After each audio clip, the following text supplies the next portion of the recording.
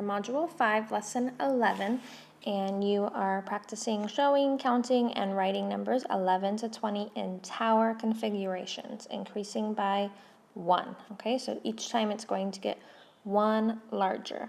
All right, now I had to draw my squares really small because my whiteboard space isn't that big.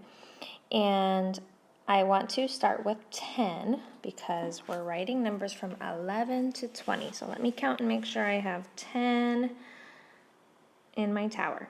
1, 2, 3, 4, 5, 6, 7, 8, 9, 10. Okay, what is 1 more than 10? And I'm going to use a different color. And we're going to count to show 10 and 1 more is 11. What would be 1 more than 11? 12. Okay, so you could write 11, 12.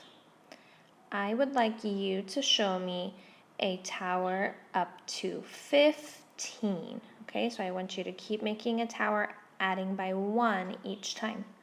Send me a picture when you're done.